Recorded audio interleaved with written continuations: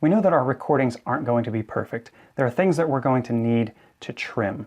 And so I want to talk about cuts and splits and what's the difference between the two.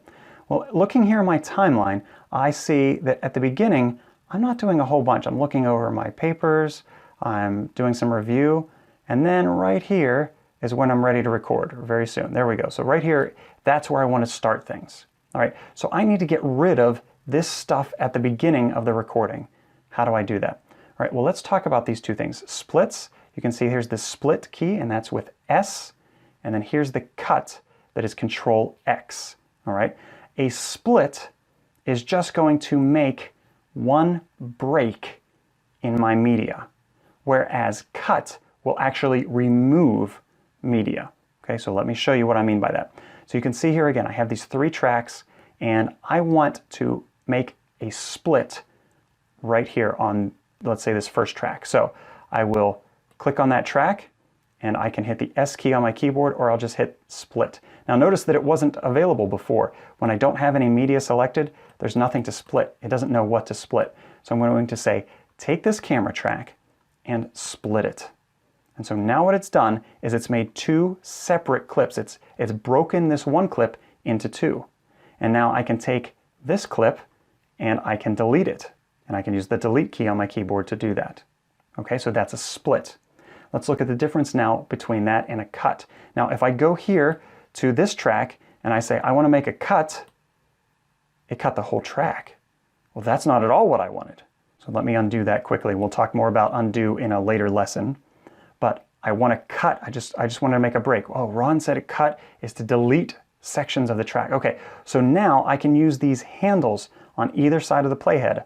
These you can grab. So watch me grab the green, and as I drag it to the left, it makes a selection here. And I can drag the red to the right, and that makes a selection also. Okay, now I don't need to do that. I'm just going to double click this track to go to the beginning. There's a little tip for you to go to the beginning of that track. And I'm going to grab this green handle, and I'm going to drag it all the way to the left. And I say, everything that I have on the timeline that comes before this point, I want it to be removed. I want it to be deleted. So now when I click cut, notice it kept all of my tracks there. I didn't delete, I didn't lose all of those tracks. I just lost the media that was there. All right, so let me show you that again. I can go here and I see that there's a section of silence. So I can highlight this section of silence, and I can say cut, or I'll use Control X this time. So Control X, and it cuts it out. All right, I see another section here that I don't need. Let me show you another way to do this. Now, if I highlight this, I'll use the delete key this time instead of cut.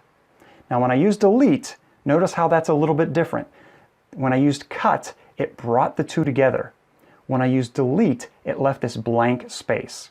So it depends on what you want to have done to your tracks. Most of the time, I use Control X. I don't need to have this gap in time, because otherwise people are watching me, they're listening to me, and then it just goes black for a second, and then the video comes back in. And that's not what we want. All right, so I wanted to show you, make sure when you have something selected like that, that when you use delete, it will just delete everything here, but leave everything in time, as opposed to using cut, which takes that out and removes any time that's there.